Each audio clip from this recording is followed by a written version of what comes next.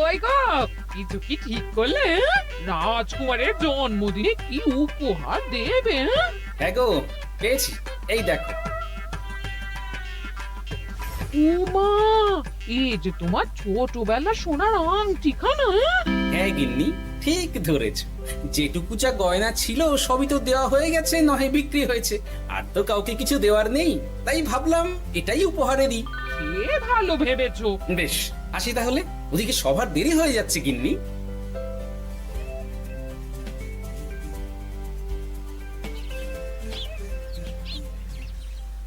আচ্ছা শোনো, একটা কথা বলতে ভুলে গেছিলাম। আজ একটু তাড়াতাড়ি বাড়ি এসো, শাড়িওয়ালাকে আসতে বলেছি দুপুরে। আবার শাড়িওয়ালা কেন? আরে তুমি ভুলে গেলে, সামনে আমার বোনদের বিয়ে, তার জন্য নতুন শাড়ি লাগবে না গো। একমাত্র বড় মাসির মেয়ে বলে কথা। বুঝলাম। তো ওই একটা শাড়ির জন্য আবার আমাকে থাকতে হবে? 3টে শাড়ি উপহারের পাশাপাশি আমারও একটা শাড়ি চাই। হ্যাঁ আচ্ছা, তুমি নতুন শাড়ি নিয়ে কি করবে বলো তো? বিয়েটা তো তোমার বংশীর। বলি, সারাটা জীবন তো এই এক কাপড়ই কাটিয়ে দিলাম, কি দিয়েছে তুমি আমায়? কেন, এই নিজেকে আমার মতো স্বামী আর কোথাও পাবে? ও সব মন ভোলানো কথাই আর চিড়ে ভিজবে না, তাড়াতাড়ি আসবে বলে দিলাম। হ্যাঁ অগত্যা।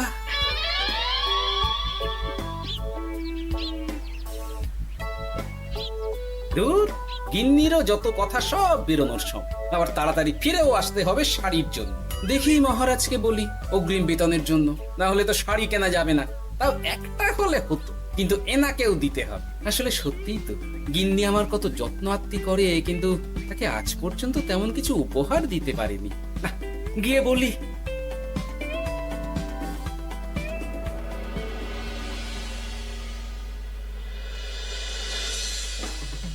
রাজকুমারীর জন্মদিন উপলক্ষে যে আপনারা এত উপহার এনেছেন তার জন্য অনেক ধন্যবাদ। আপনাদের সকলের আশীর্বাদ ও ভালোবাসা আমি রাজকুমারের কাছে পৌঁছে দেব। এ আর এমন কি মহারাজ, জানেনই তো রাজকুমার আমাদের সকলের কাছে কত প্রিয়। ঠিক ঠিক। কিন্তু আমি অবাক হচ্ছি আপনার প্রিয় গোপাল জন্মদিন ভুলে গেছে দেখে। এখনো পর্যন্ত তার কোনো পাত্তাই নেই। হ্যাঁ তাই তো, গোপাল আসেনি কেন? এসে গেছি মহারাজ। তা বলি, এসে তো উদ্ধার করে দিয়েছো। আজ রাজকুমারের জন্মদিন, সে কথা কি মাথায় আছে?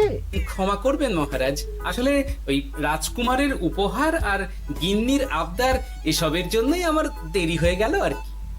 এই নিন রানীমা, আমার তরফ থেকে রাজকুমারের জন্য ছোট্ট উপহার। অনেক অনেক ধন্যবাদ গোপাল। তবে মহারাজ, আমারও একটা অনুরোধ ছিল। কি? আমাকে যদি অগ্রিম বেতন হিসাবে কিছু মোহর দেন, তাই নিয়ে আমাকে একটু তাড়াতাড়ি বাড়ি ফিরতে হবে। উনি বলবেন আর ওনাকে দিতে হবে, মামা বাড়ির আবদার। যেটা জানেন না তার মাঝে এত কথা বলেন কেন? হ্যাঁ, আসলে মহারাজ, আমার গিন্নির বোনের মেয়ের বিয়ে সামনে, তাই গিন্নি আবদার করেছে ওই নতুন শাড়ি কেনার জন্য। জানেনই তো বিয়ে বাড়ির কত খরচা, তাই। এ তো খুব ভালো কথা, কিন্তু অগ্রিম বেতন কেন? এমন একটা ভালো খবর দিলে আমার তরফ থেকে তোমার জন্য কিছু মোহর উপহার। এই নাও। ধন্য মা আপনি। আপনার মতো মা থাকতে সত্যি ছেলের কোনো চিন্তা থাকে না রানীমা। ইস, বেটা আবার সুযোগ বুঝে মোহর পেল। কেন যে আমার এমন হয় না। এবার তাহলে আসি মহারাজ, গিন্নি ওদিকে অপেক্ষা করছে। হ্যাঁ হ্যাঁ, যাও যাও, আজ তাহলে সভা এখানেই শেষ করলাম। মহারাজ, আপনার সাথে আমার একান্তে কিছু কথা আছে। আমি অন্দরমহলে গেলাম। রানীমার আবার হঠাৎ কি হলো, ব্যাপারটা দেখতে হচ্ছে।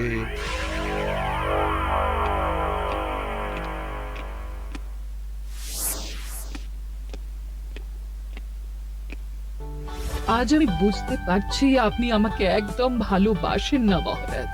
ও কি কথা বলছো রানী? একদম ঠিক বলছি।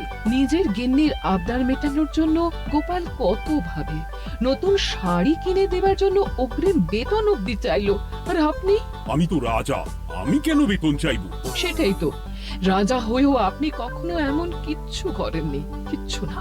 আহা, রাগ করে না। আমি তোমাকে সব থেকে সুন্দর শাড়ি উপহার দেব, একেবারে সোনার সুতোর কাজ করা মুক্ত বসানো শাড়ি। এমন শাড়ি কেউ কখনো দেখেনি। ও মা, সত্যি? সত্যি? আচ্ছা, এই ব্যাপার। গোপালের কথা শুনে এবার মহারাজ ও রানীমাকে উপহার দেবে। ধুর, আমারই ভাগ্যটা খারাপ।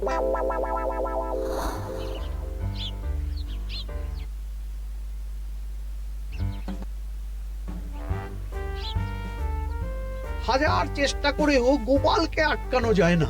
দূর দূর দূর, আমি যা চেয়েছিলাম তা ওই গোপাল পেয়ে গেল। ও কি গো, তুমি কার সাথে কথা বলছো? দুর্ভাগ্যর সাথে। কি সব অলক্ষণে কথা?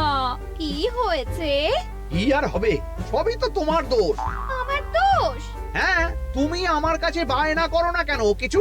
তুমি বায়না করনি বলেই আজ আমি রানীমার কাছ থেকে মোহর পেলাম না, কিন্তু গোপাল পেয়ে গেল। এবার বুঝলাম। ঠিক আছে, এখন তাহলে বায়না করছি, তুমি কাল গিয়ে সেটা রানীমাকে জানাবে। ঠিক আছে? হ্যাঁ, করো করো করো, বায়না করো, বায়না করো। কি চাই, কি চাই, কি চাই? পেয়েছি। তুমি রানীমাকে গিয়ে বলবে যে আমার একটা সোনার হার চাই। এই না হলে আমার বউ। দারুণ চাল চেলেছো।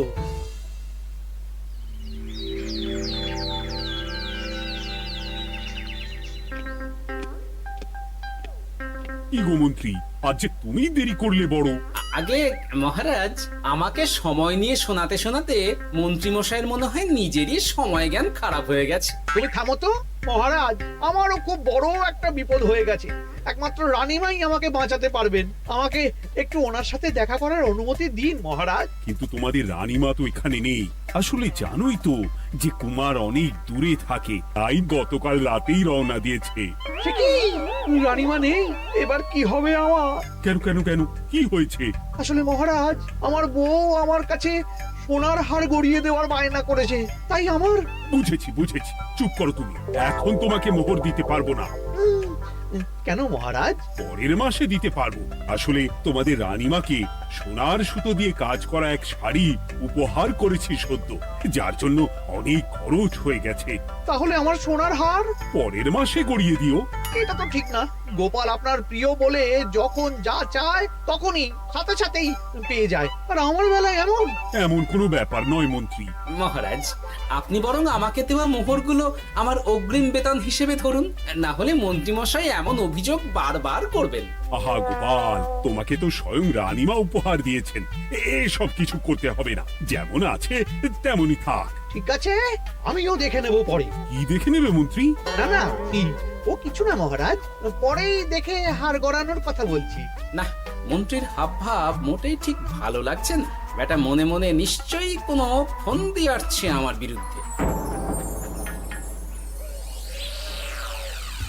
কিছু একটা করতেই হবে। গোপালের ওই মোহর উপহার পাওয়াটা আমি কিছুতেই মেনে নিতে পারছি না। একটু মাথা খাটাই, একটু মাথা খাটাই। উপায় পেয়েছি। আমাকে এখনই নবাবের কাছে গিয়ে মহারাজের নামে বলতে হবে।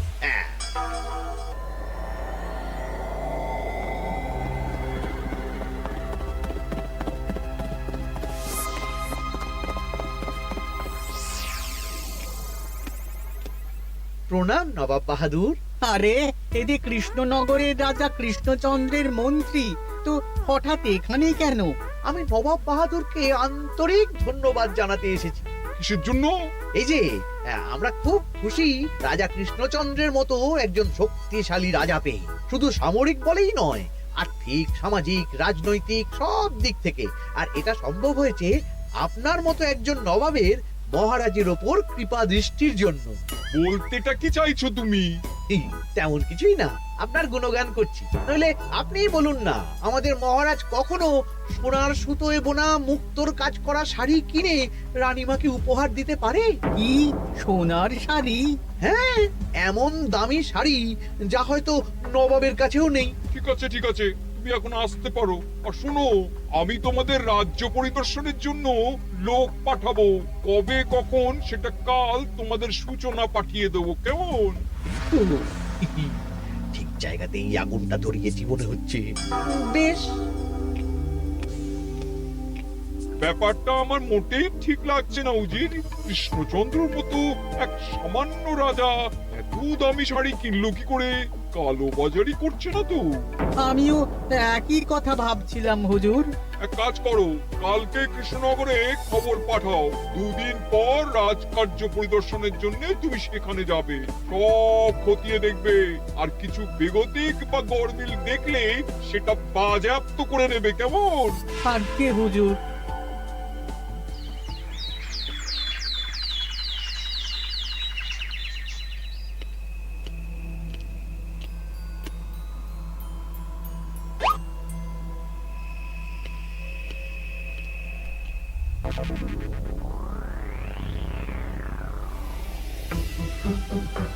কি হয়েছে মহারাজ? কার চিঠি? নবাবের রাজকার্য পরিদর্শনের জন্য লোক পাঠাবে 2 দিন পর। এতে চিন্তার কি আছে মহারাজ? চিন্তার বিষয় আছে। নবাব আমার রাজকোষের হিসাবও মিলিয়ে দেখতে চায়। কোনো একটা ভাবে নবাবের কানে আমার সোনার শাড়ি কেনার কথাটা চলে গেছে, তাই সন্দেহ করছে। সে কি কাণ্ড! নবাবকে তো চিনি, ভুল ধরার কোনো সুযোগ ছাড়বে না। আর চিঠিতে পরিষ্কার লিখে দিয়েছে, হিসেবের একটু এদিক ওদিক হলেই সে সব বাজেয়াপ্ত করে নেবে। হায় কপাল! এ সব হয়েছে গোপালের জন্য। অমনি শুরু করে দিলেন। আচ্ছা, আমি আবার কি করেছি বলুন তো? তুমিই তো করেছো। সেদিন যদি তুমি তোমার গিন্নির শাড়ি কেনার কথাটা রানীমার কানে না তুলতে, তাহলে রানীমাও মহারাজের কাছে শাড়ির জন্য বায়না করতেন না, মহারাজও সোনার শাড়ি কিনতেন না, আর নবাবও জানতে পারতেন না। একদম ঠিক কথা বলেছ মন্ত্রী, সব দোষ তোমার গোপাল। মহারাজ, আপনি এমন বলছেন? হ্যাঁ বলছি, কারণ এটাই হয়েছে। দুশ্চিন্তায় এখন মাথা খারাপ হয়ে যাচ্ছে আমার। আমি জানি না তোমার জন্য আজ অব্দি এমন বিপদে কবে পড়েছি। এবার তোমাকেই এখান থেকে বেরোনোর উপায় বের করতে হবে। আর যদি তা না করতে পারো, তাহলে আজ পর্যন্ত তোমাকে যত মোহর উপহার দেওয়া হয়েছে, সেই সব উপহারের মোহর ফেরত দিতে হবে। সব মোহর যে প্রায় খরচ হয়ে গেছে মহারাজ, আবার আমি কোথা থেকে পাবো? সেটা তুমি জানো। এইবার গোপাল ভালো মতো জব্দ হয়েছে। এই যে লঘু পাপে গুরুদণ্ড। গোপাল পড়ল কাঁদে, এমন দেখে মন্ত্রী হাসে আর আমার মনটা কাঁদে।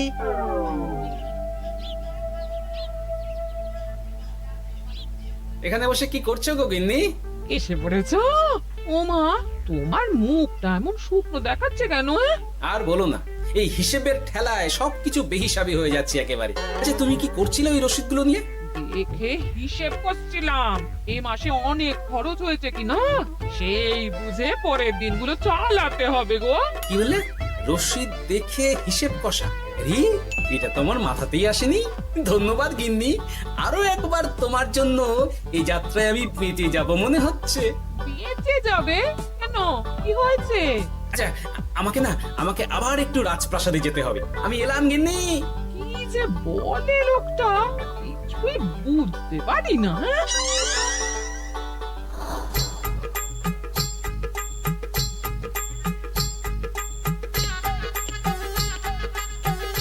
আসতে পারি মহারাজ? এ কি গোপাল, তুমি? আর কোনো চিন্তা নেই মহারাজ, নবাবকে হিসেব বোঝানোর উপায় পেয়ে গেছি। কি বলছো? কি কি কি উপায়? এই দুদিনে আপনি শুধু সকল প্রজাদের কাছ থেকে পুরনো রসিদ সংগ্রহ করুন, তাহলেই কেল্লা ফতে। তাই নাকি? আর নয়তো কি? তবে এ ব্যাপারে মন্ত্রী মশাইকে কিন্তু কিচ্ছু জানতে দেওয়া যাবে না। শুধু আমি যা বলছি তাই করুন মহারাজ। সে তো বুঝলাম, কিন্তু প্রজাদের থেকে পুরনো রসিদ সংগ্রহের কথা ঘোষণা করলেই মন্ত্রী এমনি জানতে পেরে যাবে। চিন্তা করবেন না মহারাজ, আমার কাছে এটারও উপায় আছে। আপনি শুধু খেয়াল রাখবেন যাতে এই কথা 5 কান না। বাকিটা ভরসা রাখুন, কৃষ্ণনগরের একটা ঘাসও নবাব বাজেয়াপ্ত করতে পারবে না।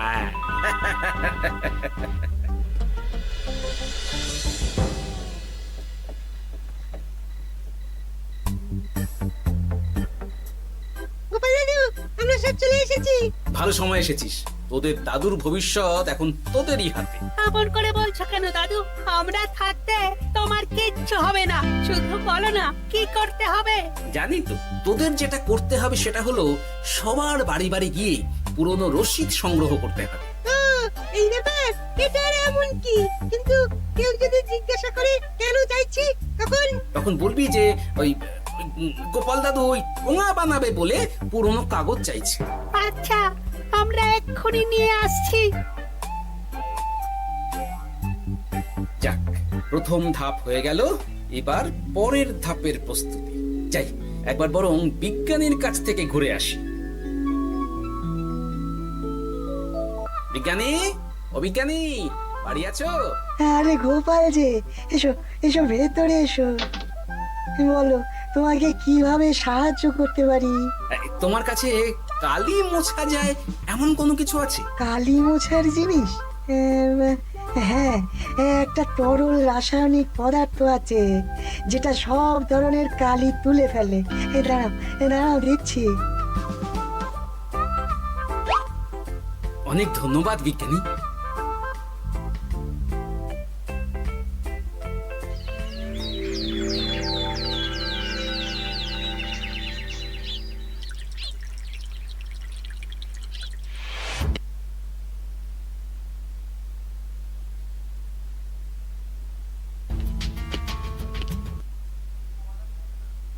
আসুন আসুন, আপনার জন্যই তো অপেক্ষা করছিলাম। তাই নাকি? এতটা পথ উনি এসেছেন, আগে ওনার জন্য শরবত ও মিষ্টির ব্যবস্থা করি। এই যে মহারাজ, আমি জল মিষ্টির ব্যবস্থা করে এনেছি, এটাও সাথে নিন। এটা কি? কেন, হিসেব ভোলা ময়রা পাঠিয়েছে এই মিষ্টি ও শরবতের দাম। এর মধ্যে এই কাজের সাথে যুক্ত ভোলা ময়রা আর তার পরিচারকের পারিশ্রমিকও যুক্ত আছে। হ্যাঁ, আসলে আমাদের মহারাজ তো প্রতিদিনের খরচ খুব হিসেব করে চলেন, তাই। ও, আমি একটু বসবো? নিশ্চয়ই, ওই তো ওদিকে বসার জায়গা। আপনি কি হাওয়া খাবেন উজির সাহেব? তাহলে রশিদে ওটাও যুক্ত করব। মশকরা হচ্ছে? আহা, রেগে যাচ্ছেন কেন? আপনার সাথে মশকরা করার মতো স্পর্ধা আমার নেই উজির সাহেব। আসলে মাসের শেষ তো, তাই একটু বেশি হিসেবে চলতে হচ্ছে আর কি। আমাকে হিসেব দেখাচ্ছ? আর রাজা কৃষ্ণচন্দ্র যে সোনার সুতোয় বোনা শাড়ি কিনতে পারলো, সেটার হিসেব কোথায়? একটা সামান্য রাজা এত অর্থ পায় কোথা থেকে? এ আবার কেমন কথা? মহারাজ যা কিনেছেন সেটা তো তার জমানো অর্থ দিয়েই কেনা। আমি বিপথে কোনো কাজ করি না। সেটা তো রাজকোষের হিসেব দেখলেই বোঝা যাবে। শুনে রাখো গোপাল, একটুও যদি হিসেব এদিক ওদিক দেখি না, তাহলে সব বাজেয়াপ্ত করে দেব। কোনো চালাকি নয়, কোনো চালাকি নয়। বেশ, তবে করুন হিসেব। আমাদের কাছে কিন্তু সব কিছু রসিদ আছে। কই গো, আনো সব, আনো আনো।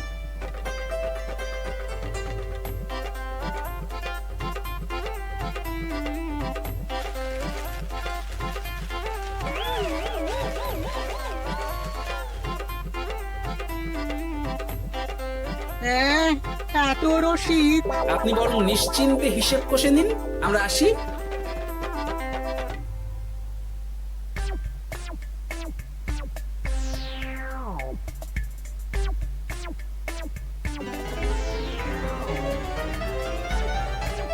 বাবারে, এত হিসেব কষে কষে তো মাথা ঝিমঝিম করছে, খিদেতেও পেট চুই চুই করছে। আপনার হিসেব কত দূর উজির সাহেব? আমাকে এখান থেকে নিয়ে চলো গোপাল, আমি আর পারছি না। ও কি, অঙ্ক কষে কষে তো আপনার সব শক্তি শেষ হয়ে গেছে দেখছি। আচ্ছা চলুন চলুন চলুন, কিছু মুখে দিয়ে দিন, তাহলেই শক্তি আসবে। তাই চলো।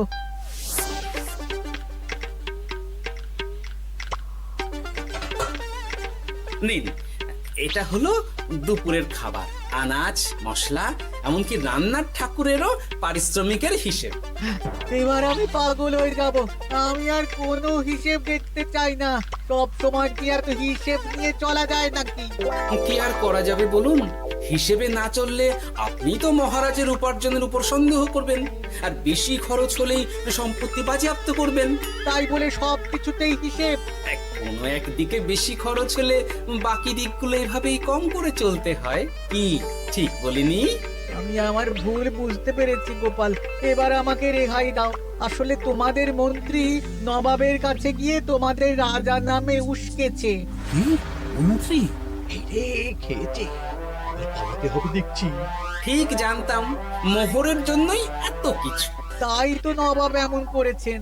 বেশ, এবার আমি ফিরে গিয়ে নবাবকে সব জানিয়ে দিচ্ছি। সত্যি গোপাল, তোমার তুলনা হয় না। আর মন্ত্রী? আগে মহারাজ, তুমি যা করেছো তার কোনো ক্ষমা নেই। তোমার জন্যই আমার এত হয়রানি হয়েছে। ভুল হয়ে গেছে, আমাকে ক্ষমা করে দিন মহারাজ। গোপালের ওপরে হিংসে করে এমন করেছি, আর হবে না। একটা সুযোগ দিন মহারাজ। হ্যাঁ মহারাজ, সুযোগ দিয়েই দিন। বেশ, তবে তোমার শাস্তি হলো রানীমাকে আমি যে সোনা শাড়ি কিনে দিয়েছি সেটার পুরো দাম তোমাকে আমায় দিতে হবে।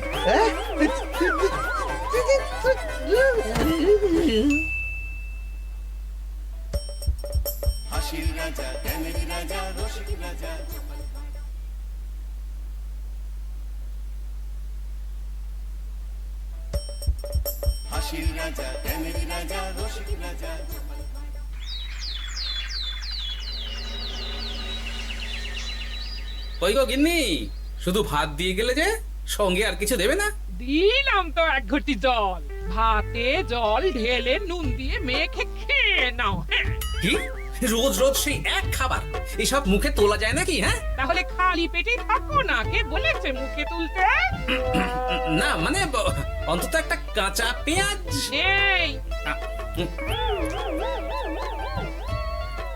মাঝে মাঝে তো বেশ ওই মশলা দিয়ে কষিয়ে মাছ মাংস রাঁধতে পারো গিন্নি। বাজারে মাছ মাংসের দাম জানো? ছেঁড়া কাঁথায় শুয়ে মাছ মাংস খাওয়ার স্বপ্ন দেখতে লজ্জা করে না তোমার? আসলে কি জানো তো গিন্নি, আমার লজ্জাটা ওই তোমার রান্নাঘরে রাখা মশলার বাক্সের মতো, শুরু আছে কিন্তু কোনো কাজে লাগে না। এই খবরদার, আমার রান্না তুলে একদম খোঁটা দেবে না, এই বলে দিলাম। হ্যাঁ, আমি চললাম মাছ আনতে, তুমি আদা রসুন বেটে পেঁয়াজ কুচিয়ে রাখো, বুঝলে? বলি পয়সা কোথায়? লাগবে না, মাছ খেতে হলে পয়সা নয় গিন্নি, বুদ্ধি লাগে, বুদ্ধি, বুঝলে? বুদ্ধির বদলে মাছ কোন দোকানদার দেয় গো?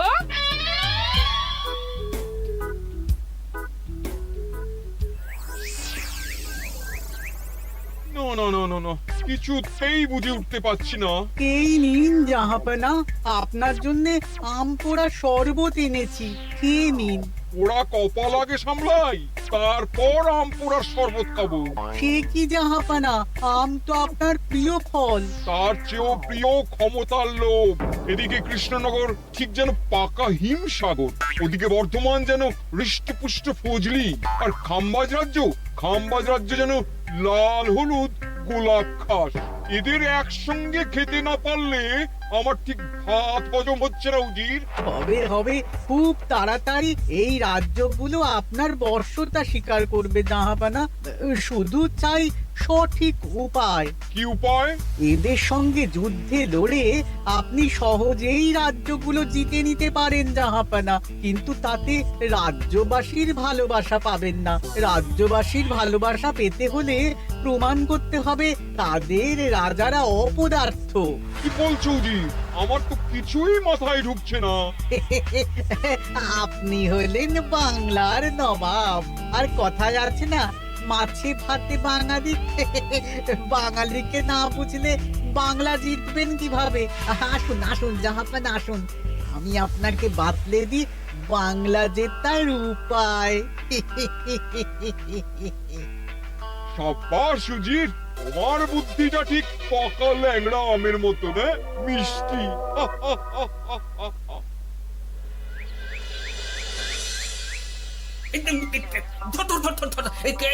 এই পায়ের নিচ দিয়ে গলে গেল, ধর ধর ধর ধর। বিশাল বড় মাছ গো গোপাল দাদু। একেবারে পাকা শল। ছাড়বে না গোপাল দাদু, আজ রাতে আমরা জমিয়ে মাছ ভাত খাবো। খেতে তো হবে শোল মাছের ঝোল আর তেল কই। তোদের দিদাকে বড় মুখ করে বলে এসেছি, ধরেছি।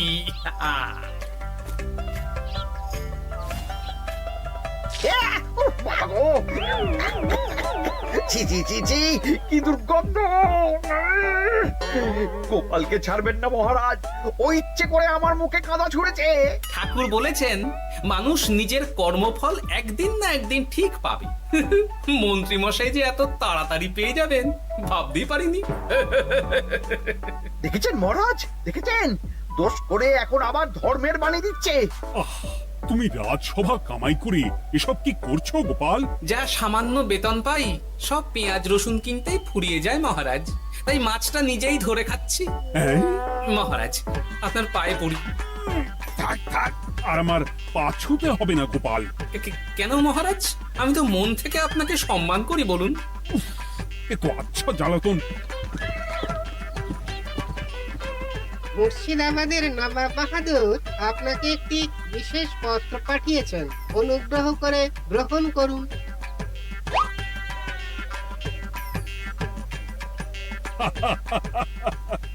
এ তো দারুণ আবদার। যাবো যাবো, আমি অবশ্যই যাব। কোথায় যাবেন মহারাজ? নবাব বাহাদুর লিখেছেন আগামী পরশু তার প্রাসাদে অতিথি হয়ে যেতে, তবে খালি হাতে নয়, সঙ্গে করে একটি জ্যান্ত মাছ নিয়ে যেতে। উপহারে জ্যান্ত মাছ? নবাব বাহাদুরকেও আমার মতন জল দিয়ে নুন ভাত খেতে হচ্ছে নাকি? নবাব হোক বা ফকির, সবার গিন্নি সমান।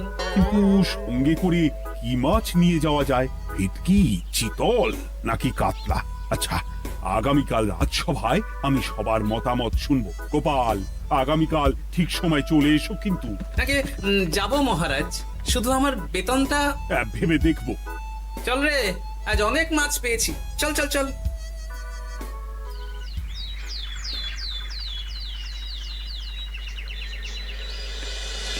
কি মহারাজ, আপনাকে এত চিন্তিত দেখাচ্ছে কেন? নবাব বাহাদুরের জন্য কি মাছ উপহার স্বরূপ নিয়ে যাওয়া যায় সেই চিন্তায় গতকাল রাতে আমার ভালো ঘুম হয়নি মন্ত্রী। আমিও গতকাল রাতে দু চোখের পাতা এক করিনি মহারাজ, অনেক ভেবে সকালের দিকে আমার মাথায় একটা বুদ্ধি এলো। কি বুদ্ধি? নবাবকে উপহার স্বরূপ ইলিশ দিলে কেমন হয়? বোঝো কাণ্ড, এই বুদ্ধির জন্য রাত জাগতে হলো। হ্যাঁ, ইলিশ তো জল থেকে তুললেই অক্কা পায়, তা জ্যান্ত থাকবে কিভাবে? ঠিক ঠিক, মন্ত্রীর মাথায় গোবর আছে না ভুসি? আমার মতে উপহার স্বরূপ ছোট মাছ নিয়ে যাওয়াই ভালো।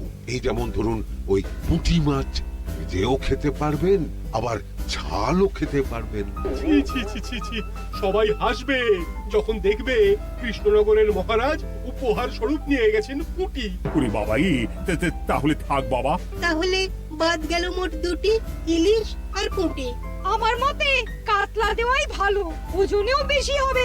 না না না, কাতলা দেখতে একদম ভালো নয়, মাথা মোটা মাছ কোথাকার। উপহারে এমন কিছু দেওয়া উচিত যা দেখতে সুন্দর হবে। হ্যাঁ ঠিক তো, তাহলে বরং ভেটকি দিয়ে দিন। ভেটকি বাজারে কত করে কিলো এখন? পয়সার চিন্তা আমি করছি না গোপাল, বরং আমার চিন্তা মান সম্মানে। বাকি রাজ্যের রাজাদের তুলনায় আমার উপহার যেন নবাবের বেশি পছন্দ হয়। কিন্তু সবাইকে এরকম অদ্ভুত উপহার নিয়ে যেতে বলার কারণ কি? মাছ, তাও আবার জ্যান্ত। আচ্ছা মহারাজ, এর পিছনে নবাব বাহাদুরের কোনো চাল নেই তো? গোপাল, তুমি মিছি মিছি সন্দেহ করছো। কথা না ঘুরিয়ে বরং একটা ভালো মাছের নাম বলো দেখি। ভালো মাছ?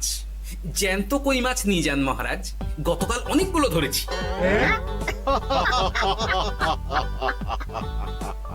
কি, এত ভালো ভালো মাছ থাকতে আমি শেষে কই মাছ নিয়ে যাব? তুমি সমাধান না দিয়ে উল্টে মজা করছো গোপাল। দূর হয়ে যাও, দূর হয়ে যাও আমার চোখের সামনে থেকে। আগে ভাড়ামো করার জন্যই তো মাস গেলে বেতন পাই মহারাজ। মানে কি বলতে চাইছো গোপাল? নবাব বাহাদুর কি চান সেটা আমরা সবাই জানি, তাই বলছি মাছের গর্তে হাত ঢোকানোর আগে পরীক্ষা করে নেওয়া উচিত ভেতরে সাপ আছে কিনা।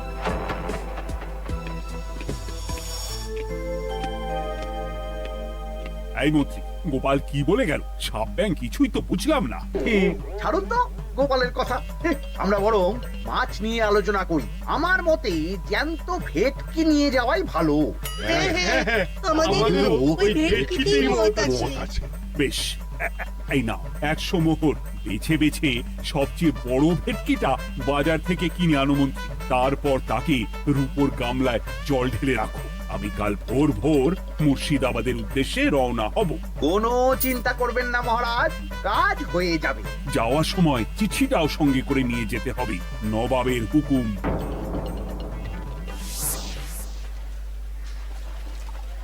এই দেখুন কেমন খেলা করছে। হ্যাঁ, বাহ বাহ বাহ, ওজনে কত হবে? 4 কিলো তো হবেই। কিলো 2 পয়সা হিসেবে 8 পয়সা দেবেন। আমি শুধু ওজন জানতে চেয়েছি, দাম শুনে আমার কি হবে? এই এটাকে গাড়িতে তোল। আর মাছের দামটা? মুর্শিদাবাদের নবাবকে আমাদের মহারাজ এই ভেটকিটা উপহার স্বরূপ দেবে। তোর ভাগ্য ভালো যে মাছটা তুই ধরে এনেছিস। আবার টাকা কিসের রে? আয় রে আয় আয় আয় আয়, আবার কত ক্ষতি হয়ে গেল।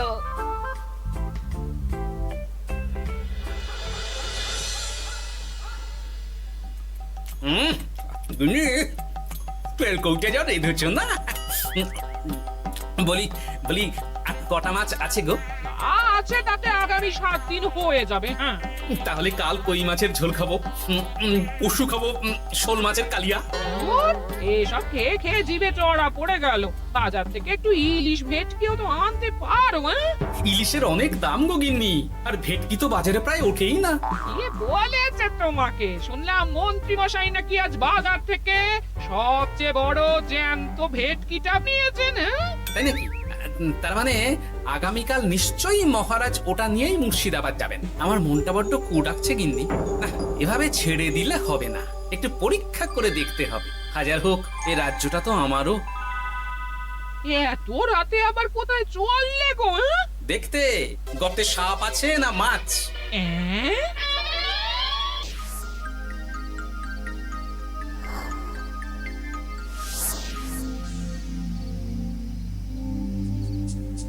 এ কি গোপাল, এত রাতে? সব ঠিকঠাক বুঝেছো তো? হ্যাঁ হ্যাঁ, তুমি কোনো চিন্তা করো না গো গোপাল দাদা। তাহলে কাল উত্তরের জঙ্গলে।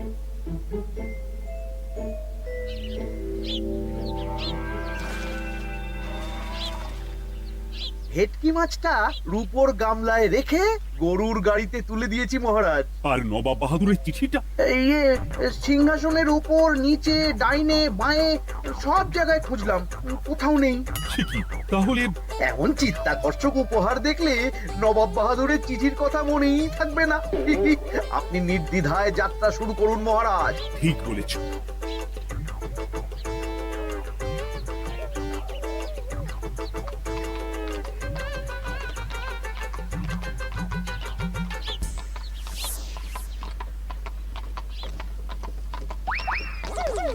ওই তো মহারাজের রথ এসে গেছে।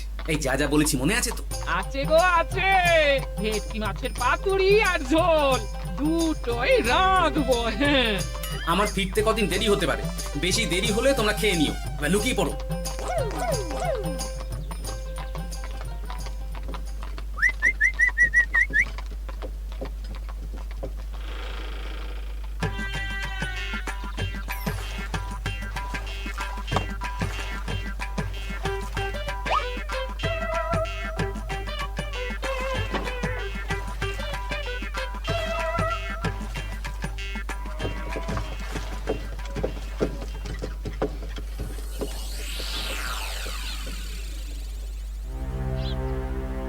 ওই দেখা যায় রথে চেপে সবাই ধীরে ধীরে এদিকেই আসছে জাহাপানা।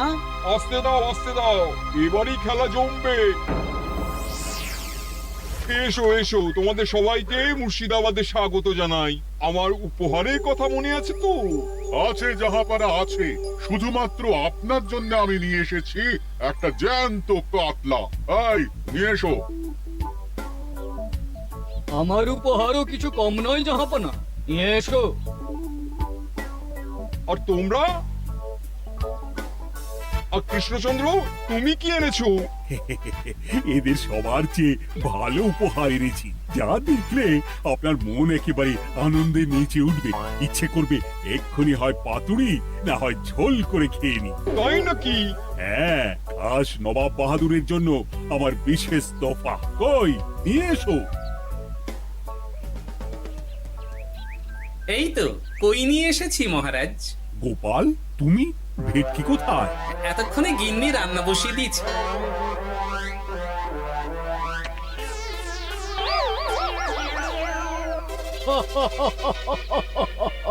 শেষে কিনা কই মাছ।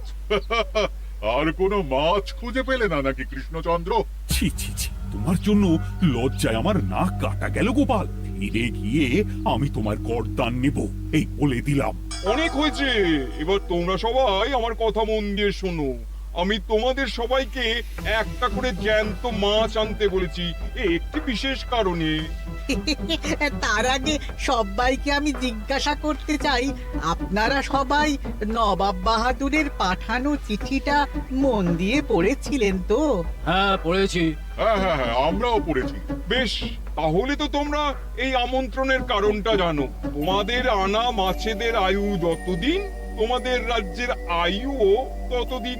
মানে আপনাদের মধ্যে যার মাছ যেদিন মারা যাবে, জাহাপানা তার রাজ্যটা সেদিন নিয়ে নেবে। আর যতদিন না আপনাদের মাছ মরছে, ততদিন আপনারা এই প্রাসাদেই থাকবেন। হ্যাঁ, এইরকম কিছু তো চিঠিতে লেখা ছিল না। কে বলেছে ছিল না? ওই জন্যই তো আমি সঙ্গে করে চিঠিটা আনতে বলেছিলাম। এনেছো? হ্যাঁ হ্যাঁ, আমি এনেছি। এই যে এখানে তো কোথাও এরকম কিছু লেখা নেই। তোমরা হলে রাজা, রাজাদের সব সময় চোখ কান খোলা রেখে চলতে হয়। উজির, এই নাও।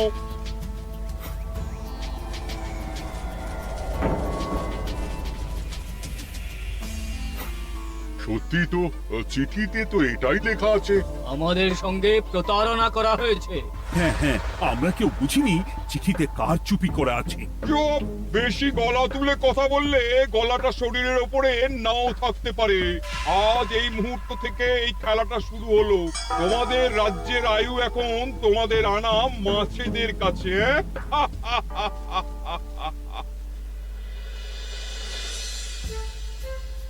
উজির, কার মাছের কি অবস্থা?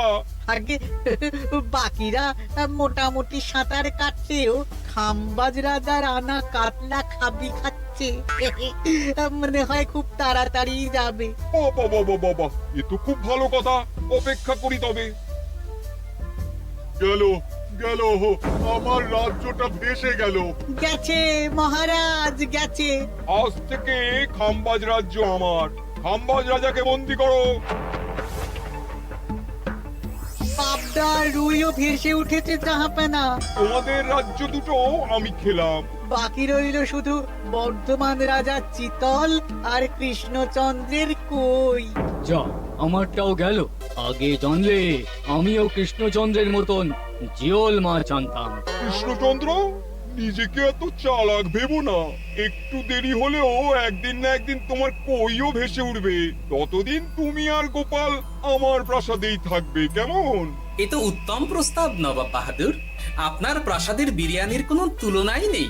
অনেকদিন নুন ভাত খেয়ে আছি, আজ একটু বিরিয়ানি হবে নাকি? পেয়ে যাবে গোপাল। নবাবের প্রাসাদে অতিথিদের যত্নের কোনো ত্রুটি হবে না।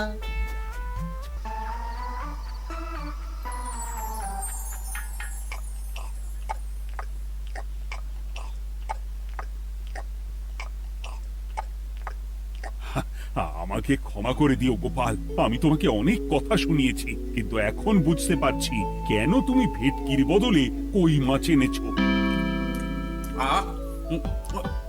বিরিয়ানিটা যে রেঁধেছে না, বলছি এই নবাবের বাবুর্চিকে কোনোভাবে কৃষ্ণনগরে ধরে নিয়ে যাওয়া যায় না মহারাজ?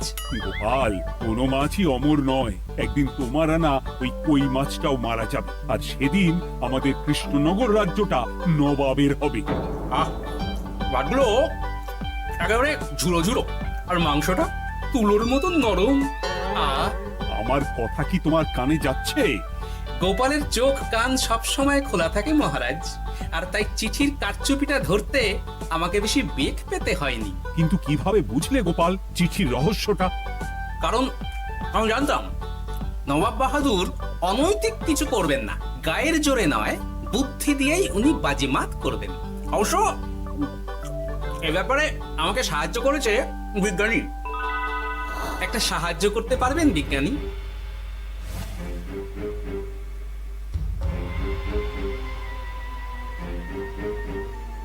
তোমার সন্দেহ একদম ঠিক গোপাল। এই চিঠিতে লেবুর রস দিয়ে লেখা হয়েছে কয়েকটি লাইন, যা শুধু আগুনের তাপেই ফুটে উঠবে। এই নাও। সর্বনাশ, গর্তে মাছ নয়, বিষধর সাপ আছে। এবার কি হবে গোপাল? আগামী 7 দিন পেট ভরে বিরিয়ানি খাবো মহারাজ, ততদিনে ওরা এসে যাবে। কারা আসবে? দেখুন না শুধু।